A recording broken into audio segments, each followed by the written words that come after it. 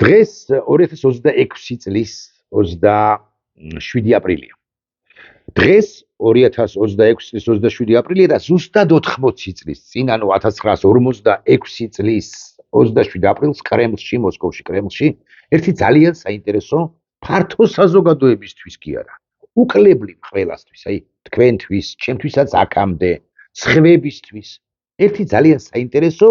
და არაცნობილი, უცნობი ამბავია, რასაც ახლა გიამბობთ, ის მოხდა.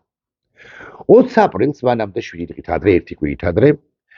საბჭოთა ხელისუფლებამ მიიღო გადაწყვეტილება, თურმე მიუღია გადაწყვეტილება იმის თაობაზე, რომ დაეშვა ექსკურსიები კრემლში. კრემლის დარბაზებში, კრემლის სივრცეებში, კრემლის ოთახებშიც, კრემლის კაბინეტებსა და ოთახებში. და იმ ხანად ახალგაზრდა კაცი, რომელიც გვარსაც გაგიმხელს ცოტა ხანში, თურმე მოსკოვში მყოფი ახალგაზრდა ქართველი კაცი, ერთ-ერთი პირველი ყოფილა, შესაბამისად ერთ-ერთი პირველი ყოფილა, ვინც დასწრებია ამ ექსკურსიას. 20-30 კაციანი ჯგუფი ყოფილა, გიდიც ყოლიათ, რომელიც ათვალიერებინებდა კრემლის, არ ვიტყვით ქვედისდებართვით შავბნელ მეთქი, არა, ოქროსფერ, აი კრემლის ოქროსფერ დარბაზებს. და აქა-იქ ცალკეული ჩინოვნიკების, საბჭო სტალინის პერიოდია, ომი ახალი დასრულებულია, ცალკეული ხელმძღვანელების, ჩინოვნიკებისაც არასწორი სიტყვა, კაბინეტებში თურმე შეისეირნებდნენ, ხოლმე ერთის კაბინეტი უნახავთ, მეორეს კაბინეტი უნახავთ. მე ამ ინფორმაციას წავაწყდი Excel-ში, ეგრა მაგის პასუხია და ძალიან საინტერესო თეორიაა, მოდი არა, ეს ძალიან საინტერესო ამბავია, თუ ეს ამბავი სწორია, რასაკვირველია, მაგრამ რაღაცა წავაწყდი ღია წყაროებშია, მე დავიწყე ქექვა, ძიება და სხვა დახურულ წყაროებზეც გავედი, მაგრამ იქ დახურული წყაროები აქ იმიტომაც არის დახურული წყაროები, რომ ვერ გახსდი და ვერ ნახავ. თუმცა გარკვეული ფრაგმენტები იმ დახურული წყაროებში არსებული ინფორმაციიდან საჯაროდაც არის ცნობილი. ხო და უვლიათ ამ ექსკურსიის 27 აპრილს ექსკურსიის მონაწილე 20 კაციან ჯგუფს უვლია და ეს ახალგაზრდა კაცი მათ შორის ქართველი, ერთადერთი ქართველი ყოფილა ამ 20 კაციან ჯგუფში, ჩამორჩენია ძირითად ჯგუფს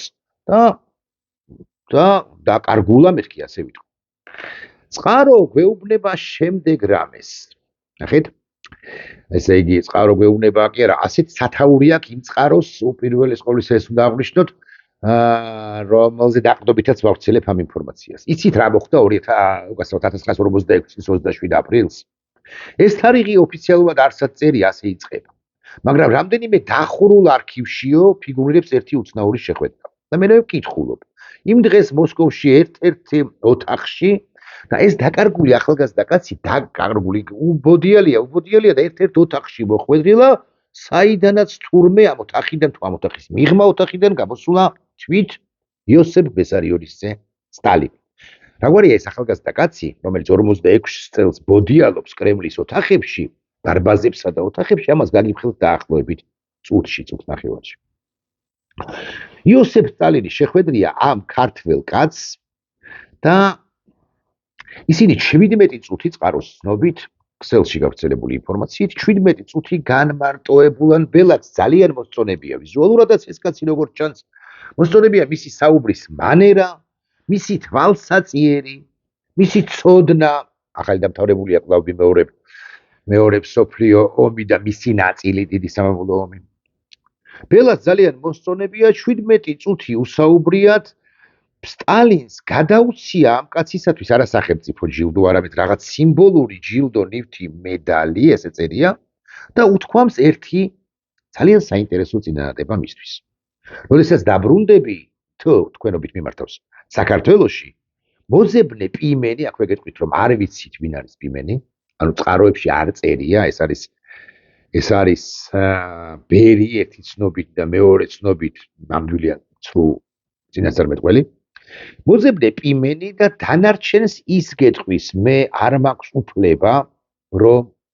დანარჩენზე გესაუბრო შენ და ჩემი სახელით კი დაგელაპარაკება ვინმე პიმენი. ეს კაცი, როდის ბრუნდება, ვიმეორებ, დავასახელებ, გაგიფრთხილთ გვარსა და სახელს ცხადია, როდის ბრუნდება საქართველოში არავინ იცის, მაგრამ ბრუნდება მაგალითად მაისში, ივნისში, ივლისში, ანუ შემდგომ თვეებში და წყარო ადასტურებს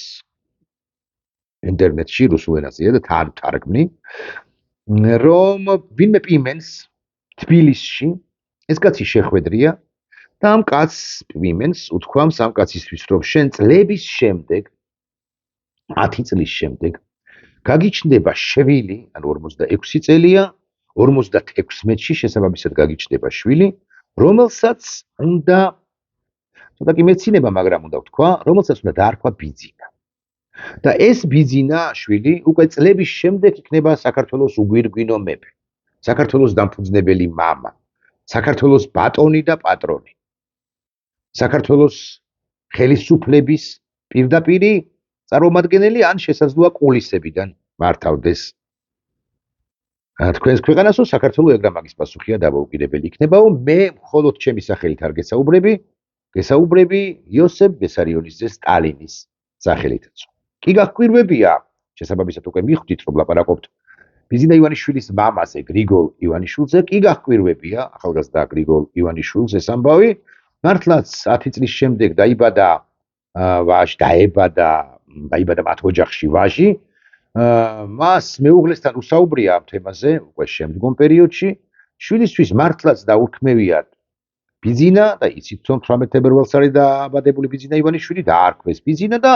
ой საოცრება თავად გრიგოლი რამდენადაც მეხვდები კი არა მახსოვს არ მოსწრებია ბიზინა ივანიშვილის უგვირგვინო მეფეობას მაგრამ 2011-2012 განსაკუთრებით წლებიდან 2013-დან უფრო ბიზინა ივანიშვილი აგე უკვე 13 წელიწადია საქართველოს უგვირგვინო მეფეა ეს ყველაფერი არის თუ არა უბრალოდ ამთხვევა ან სწორია თუ არა ეს ინფორმაცია აქედან დავიწყოთ მე ვერ გეტყვით კი წავაწყდი რუსულ წყაროებში და ფრიად დამაინტერესა და თავი ვალდებულად ჩავთვალე რომ ეს ყველაფერი თქვენთვის გამეზიარები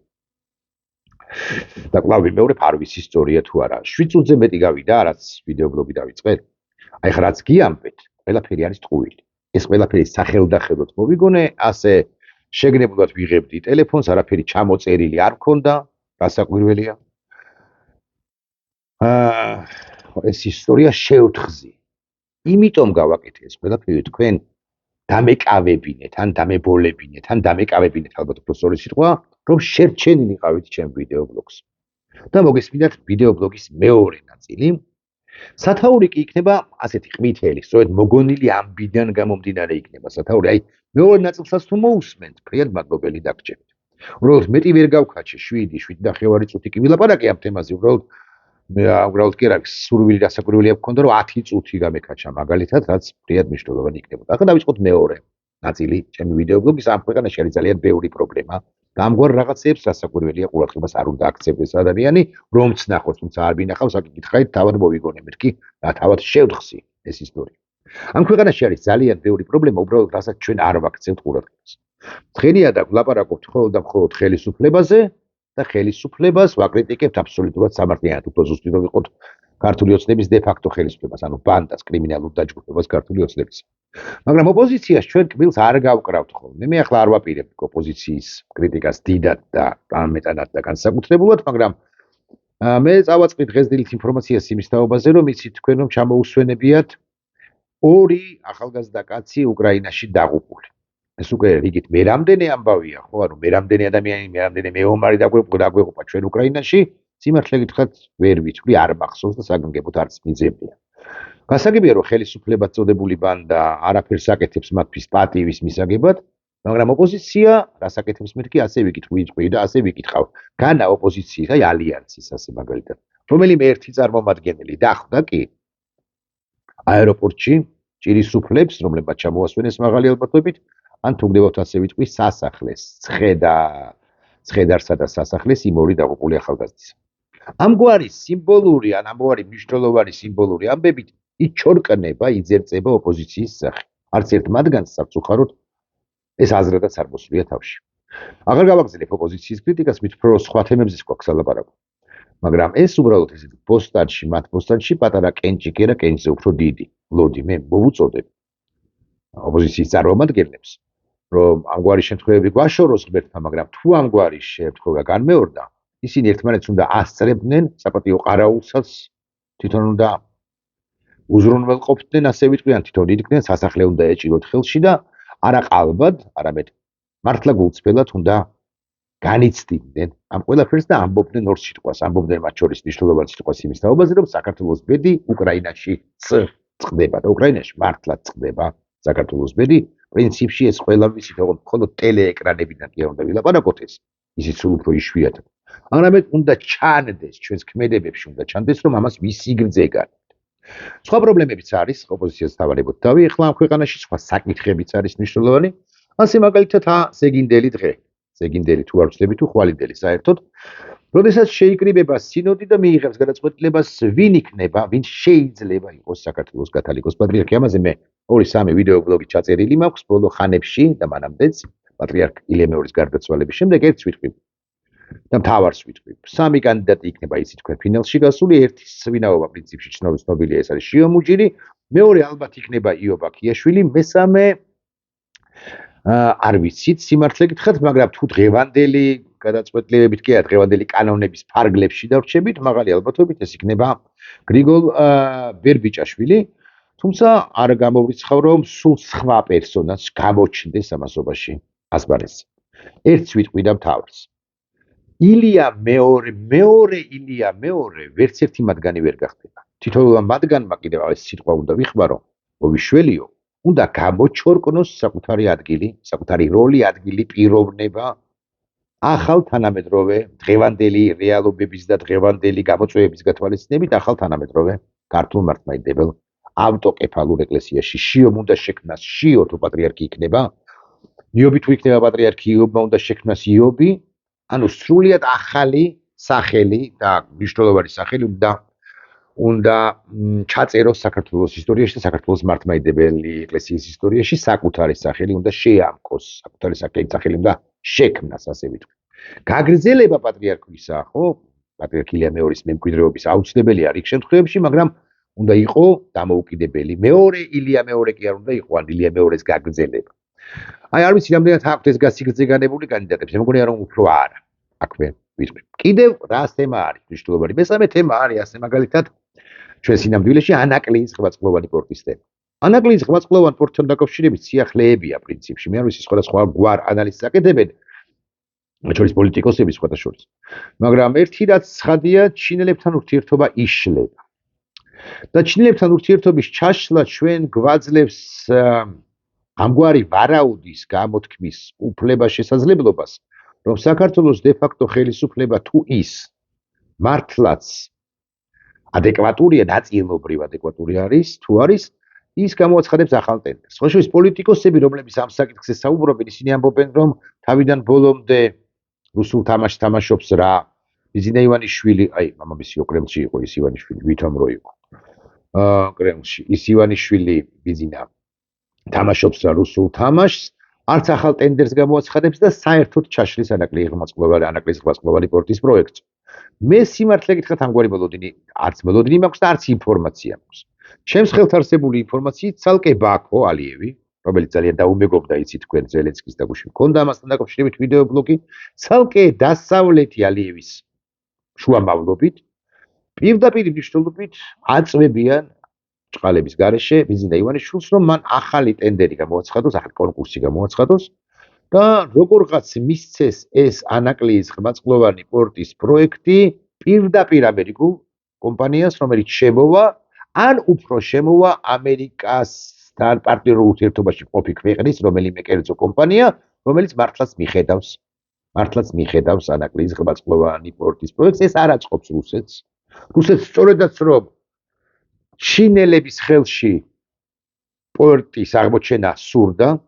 ვით უფრო დასანქცირებული ჩინური კომპანიის ხელში, მაგრამ ეს ამბავი იშლება და არა მარტო იმიტომ, რომ ჩინელებს აქვთ რაღაც უცნაური და მართლაც რომ არარელევანტური ჩვენი დროისათვის მოთხოვნები, მათ შორის ტვირთების ბრუნვასთან დაკავშირებით და დაზღვევასთან დაკავშირებით და ზარალთან დაკავშირებით და ასე შემდეგ, არამედ იმიტომაც, რომ ბიზინა ივანიშვილმა შეიძლება ითამაშოს, გაგიკვირდებათ და შეიძლება ითამაშოს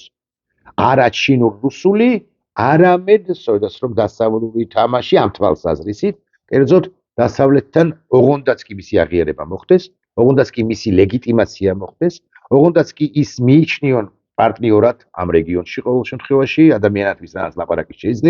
შეიძლება დათმოს ეს ყველაფერი ოღონდ კვლავ მეორე ბიზნე ივანიშვილს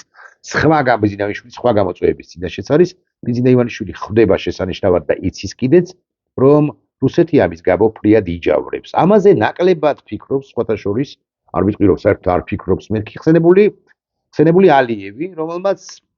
ზელენსკისთან ურთიერთობის ისედაც ჰქონდა ურთიერთობა მაგრამ უკვე ამგვარი ურთიერთობის გაჩაღებით ზელენსკისთან ამგვარი ურთიერთობის გაჩაღებით ფრიად გააღიზიანა რუსეთის ფედერაცია და რუსეთის ფედერაციიდან კერძო და უკვე სახელმწიფო დონეზეც ანუ მედიაში მყოფი ექსპერტების დონეზეც ექსპერტებად წოდებულების და ჟურნალისტების დონეზეც და აგრეთვე სახელმწიფო დონეზეც სულ უფრო ხშირად კეთდება განცხადებები იმის თაობაზე რომ ალიევი არ არის სწორი მოთამაშე რუსეთისთვის სასარგებლო მოთამაშე და თუ ალიევს უნდა ურთიერთობის გადაძაბვა პრინციპში მოსკოვი ამ საამისოდ თუ ამისათვის სადაც არის ალიევს ბოდის ვიხდიდა სულ ცალფეხზე ხიდია ეს ყველაფერი მაგრამ ესეც აღსანიშნავი ამბავი არსებობს კიდევ საერთაშორისო კონტექსტში რასაკვირველია ირანის თემა და ეს არის პაკისტანში მიმდინარე რო იყო და რომ ახალი ალბათობით აღარ გაიმართება გარკვეული პერიოდის შემდეგ მოლაპარაკებები ირანისა და ამერიკის შეერთებული შტატებისა და რასაკვირველია ორმუზის სრუტის თემა სიმართლე გითხრათ იმდენად ბუნდოვანი ვითარებაა რომ დაბეჟითებით რამის მტკიცება რომ ხო ამერიკელები ამტკიცებენ აკონტროლებენ ორმუზის სრუტეს და იმ მიმდებარე რეგიონს ან პირიქით ირანელები აკონტროლებენ დღემდე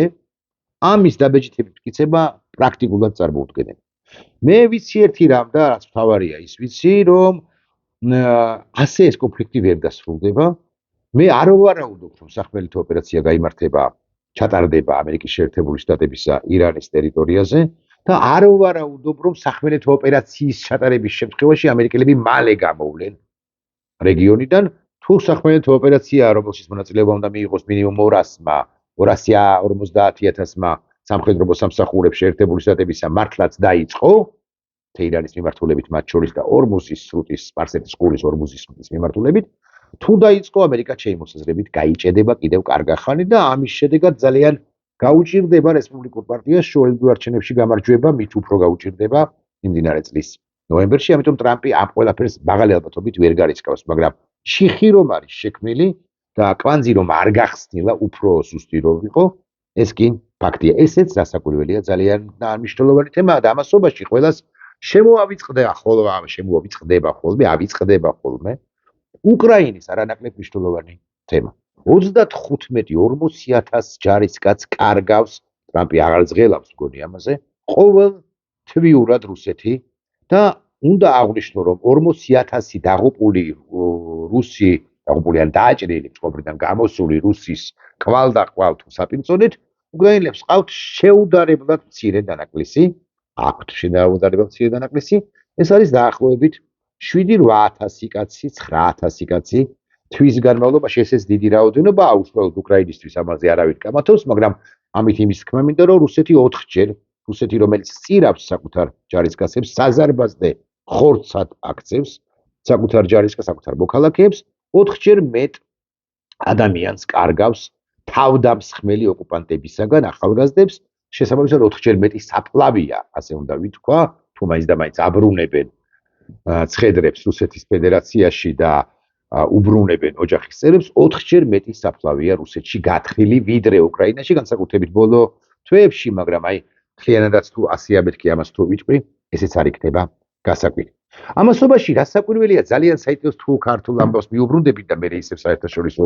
ამბავს მიუბრუნდები და აუბრუნდები თქვენის ნებართვით ძალიან საინტერესოა ერთი ამბავი გავრცელებული მისმინეზე ეკა კვესტაძესთან ინტერვიუში ქონდა ერთ-ერთ პოლკოვნიკს თუ ყოფილ პოლკოვნიკს პოლიციის ყოფილ პოლკოვნიკს გვარი არ ვიცი სამწუხაროდ და მე გეტყვით რას აღარ მომაზრებდით მე გეტყვით რას ამბობს ეს კაცი და ბიზნე ივანიშვილთან ეს პირდაპირ კავშირში ეს კაცი ამბობს რომ თუ თქვენი გაჯეტი მოხდა პოლიციის ხელში თავარია რომ გაჯეტი მოხდეს ისინი 2 წუთში ავირუსებენ ამ გაჯეტს ეს არის ტელეფონი ეს არის პლანშეტი ეს არის ლეპტოპი ეს არის აიპადი თუ ასე შემდეგ ავირუსებენ და პრაქტიკულად ყველაფერს რასაც თქვენ აკეთებთ ისინი უსმენენ ისინი აკონტროლებენ და უსმენენ. აი, ჩვენ ხო გვაქვს ალბათ მაინც და არის სტერეოტიპი იმის თაობაზე, რომ სიგნალს არ უსმენენ და WhatsApp-ს კი უკვე უსმენს შესაბამისი ეგრეთ წოდებული სამართალდამცავი სტრუქტურებით. აღმოჩნდა, რომ ეს კაცი განგვიმარტავს, რომ ასე არ არის თლაც საქმე, თავარია ფიზიკურად მოხდეს ეს პლანშეტი, ეს гаджеტი პოლიციის ხელში და ამის შედეგად სიგნალსაც უსმენენ და რას აკეთებ, მოდის ვიხდი, სამზარეულოსა თუ საწოლო ოთახში იმასაც კი აკონტროლებენ, მაგრამ მე აქ სხვა კუთხით განვიხილავ ამ თემას. თუ გახსოვთ, რამდენიმე ხნის წინ იმედის ეთერში, აი ბანდიტური ტელევიზიის ეთერში, მამუკა მდინარაძემ პრაქტიკულად აღიარა და არც მორიდებია სუსის მაშინდელმა უფროსმა ბოლო საათებს ითვლიდა თუ არ ვწდები, ანუ გადაყენებული იყო, ამას არ აქვს პრინციპული მნიშვნელობა. აღიარა რომ ჩვენო 100-ჯერ მეტ ადამიანს ვუსმენთ ახლა უკვლეო და არაფერი სათაკილო ამაში არ არის, არაფერი მოსარიდებელი არ არის და ამას ღიადაც გეუბნებით თუ იმ ერთ-ერთი ამარხის პროპაგანდისტის ჟურნალისტის მიერ შეგნებულად დასმულ კითხვაზე უპასუხა ასე მამუკა მდინარაძე გენერალ-მაიორი. ანუ მარტივად რო ვილაპარაკოთ, თუ აქამდე უსმენდნენ 30 კაცს, ახლა უსმენენ 3000 კაცს. აი, ხო წარმოგიდგენიათ. ახლა ისმის კითხვა აღიარებენ. როგორ უსმენენ? სწორედ ისე უსმენენ, როგორც აკი აგიხსენეთ კიდეს, თავარია მოხდეს 2 წუთით არც კი თქვენი гаджеტი, მაგალითად აეროპორტშიო, ეგაკურის დაზის რესპონდენტი ამბობს, თუ შეაჩერესო, გზავრიო, უთხრეს რომ ცოტა ხანი რაღაცა გასარკვევი თქვენი гаджеტი აქ უნდა იყოს დატოვებული და ასე შემდეგ, შედიან ამ ადამიანის гаджеტში, აყენებენ რაღაც ვირუსს, ავირუსებენ მას და ეს პრაქტიკულად ონლაინ რეჟიმში მიეწოდება ეგრეთ წოდებულ სამართალდამცავ სტრუქტურას, მაგრამ რატომ აკეთებენ მეთქი ამას? მხოლოდ იმიტომ, რომ რაღაც ქვეყნის უსაფრთხოება არის უზრუნველსაყოფი. რა საკვირველია, ქვეყნის უსაფრთხოება უზრუნველსაყოფია და გარწმუნებთ, რომ მამუკა მდინარაძის თუ დღეს ვინც არის გელაზის უწყებაშიც არიან პროფესიონალები, რომლებიც ფიქრობენ, ზრუნავენ ქვეყნის უსაფრთხოებაზე, მაგრამ არსებობს თუ არა სხვა მიზეზი, რის გამოც გვისმენენ ყველას და გვისმენენ ყველგან. და მე გეტყვით რა არის ეს მიზეზი? ეს არის ჩვენზე ეგრეთ წოდებული კომპრომატების, ან მათეული გაგებით კომპრომატების დაარქივება. დაარქივება შენახვა, დაარქივება იმისთვის, რომ რამე რო იყოს რომ ეს ეგრეთ წოდებული კომპრომატები აიყოს ამოღებული და საჯარო სივრცეში გავრცელებული დასაკვირველია არა შინაგან საქმეთა სამინისტროს თუ სუსის ვებგვერდებზე თუ სოციალური მედიის ვებგვერდებზე თუ გვერდებზე, არამედ რაღაც იმგვარ საიტებზე, რომელსაც უნდა გადაუხადო 3, 5, 7000 დოლარი თუ ლარი, ისინი სიამოვნებით გამოაქვეყნებენ ნებისმიერ უკანონოდ მოპოვებულ, პრინციპში მაინც უკანონოდ მოპოვებულ ინფორმაციას ამა თუ იმ პიროვნების შესახებ უკანონოდ მოპოვებულს მეთქი ამას რომ ამბობ, ეს ხო სწორი ამბავია, მაგრამ მეორე მხრივ მათ აქვთ, ეს ხო სწორი შეფასებაა, მაგრამ მათ აქვთ ამ მოსმენებზე ეგრეთ წოდებული თანხმობები სასამართლოს მიერ გაცემული, მრუსიძის უწყების მიერ გაცემული, რომელიც ასე პირდაპირ, აი შაბლონად, ხო, შტამპოვკად, უბრალოდ გვარსახელი და ტელეფონის ნომერი იცვლება, არიგებს და არიგებს ნებართვებს იმის თაობაზე, რომ სუსმა თუ შესაბამისმა სხვა სამსახურებმა მოусმინონ ჟურნალისტებს, არასამთავრობო ორგანიზაციების წარმომადგენლებს, უბრალოდ აქტიურ ადამიანებს, რომლებიც მიტინგებზე არიან, მსახიობებს, ზოგადად ხელოვანებს და ასე შემდეგ. მოკლედ, აქტიურ ადამიანებს, პოლიტიკოსებზე, რომ აღარაფერი თქვა. საბოლოო ჯამში, რამდენი ადამიანის მოსმენა სჭირდება უსაფრთხოების სამსახურად წოდებულ სუს, რომელშიც კიდევ ერთხელ ვიტყვი, რომ კარგი ადამიანების მუშაობენ განა არა, იმისთვის, რომ ის ფლობდეს სრულ ინფორმაციას იმის თაობაზე, ვინ რას აპირებს და კიდევ ამის გარდა ფლობდეს ინფორმაციას, ვინ რითია დაკავებული ოჯახურ ასე მაგალითად ან სამეგობრო თუ გრებავთ ასე ვიტყვი სივრცეში და კვლავ ვიმეორებ, სჭირდებათ იმიტომ ეს ინფორმაცია, ამგვარი ინფორმაციები სჭირდებათ იმიტომ, რომ როცა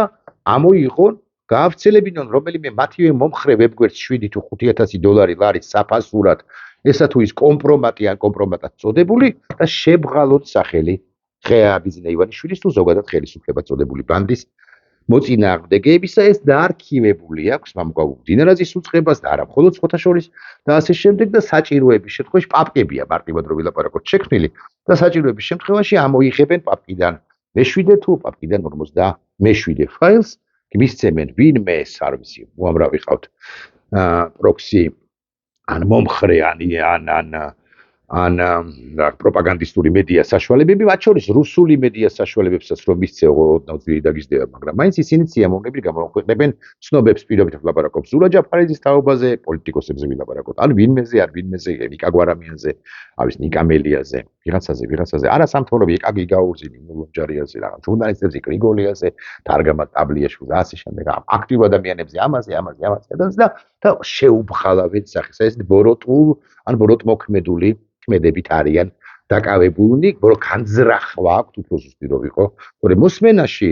პრობლემა საბოლოო ჯამში მით უფრო სასამართლოს მიერ ნებართართულ მოსმენაში პრობლემა არანაირი არ არის, რასაკვირველია ქვეყნის უსაფრთხოებისათვის უნდა უსმენდნენ ყველას მეთქი როგორ თქვა, მაგრამ ბევრს ვიზეც გონიათ რომ ამ ადამიანმა ქვეყნის უსაფრთხოებას შეიძლება შეუქმნას საფრთხე და კიდევ ერთი ამბავი უკვე ბოლოს და ისევ რაღაც ნახევრად იუმორისტულ კი არა, ხო, საბოლოო ჯამში მაინც მოგონილ ამბავს მიუბრუნდეთ, აი ბიზიდა ივანიშვილი 1956 წლის 18 თებერვალს დაბადებული და მანამდე 10 წლით ადრე რომ უწინასწარმეტყველეს მამამის გრიგოლს და ვარქვით იმ ბერს თუ წინასწარმეტყველს პიმენმა, ხო თუ არ ვშტები და სტალინიც რო გავრიეთ ამ ამბავში და ასე შემდეგ. ბიზინა ივანიშვილიც არის დაინტერესებული ამგვარი ფაილების, ოღონდ მართლა არის დაინტერესებული ამგვარი პაპკა ფაილების არსებობით ამა თუ იმ მის ოპონენტზე და გარწმუნებთ რომ არა სახელმწიფო უსაფრთხოების სამსახური, მაგრამ თუმცა შესაძლოა ისიც, მაგრამ მისივე უსაფრთხოების სამსახურის თანამშრომლები ბიზიდა ივანიშვილს პერიოდულად აწვდიან ხოლმე ინფორმაციებს იმის თაობაზე, რაც მისთვის წესით საინტერესო არ უნდა იყოს, მაგრამ რაზეც ან როგორ ინფორმაციებზეც, როგორ ამბებზეც ის ფრიად და მნიშვნელოვნად კაიფობს, ყოველ შემთხვევაში ამგვარად ამბობენ, ის ავიენები თუ ბოროტენები, რომლებსაც მასთან ურთიერთობა ჰქონიათ, ანუ პირები, რომლებიც იყვნენ ოდესღაც ივანიშვილთან და ახლა ბიზიდა ივანიშვილთან არ არიან და ახლა დაკავებულნი არიან იმით, რომ ბიზიდა ივანიშვილი ამხილონ შეძლებს დაგვარად ამ გართულებულ ვითარებაში და უსაფრთხოების თვალსაზრისით გართულებულ ვითარებაში. ყოველ შემთხვევაში ესეთი ცნობები და ამბები თქვენც გსმენიათ და მეც, რომ ბიზიდა ივანიშვილი ყველა ან ბევრი ჩვენგანის, ბევრის პირადი ცხოვრების ინფორმაციის თაობაზე ფლობს ინფორმაციას, ცნობებს. ვინ რას ვაკეთებთ ოჯახებში, ვინ რაც ვაკეთებთ საჯარო სივრცეში, ვიდით ვართ დაკავებული და ასე შემდეგ და კაიფობს ამ ყველაფრით. ანუ ეს ყველაფერი ახალისებს მას და გქონია რომ რაღაცა კომპრომატები მას უჭირავს ხელში, რომელსაც პირობითად დავარქვათ ანზორ ჩუბინიძეს, რომელიღაც წამსე გამოაგორებინებს იმ შემთხვევაში თუ სახელმწიფო უწყებებმა არ გააგორეს, არ გააუგორეს ეს, არ გადასცეს ეს ინფორმაციები თავისივე პროქსი ან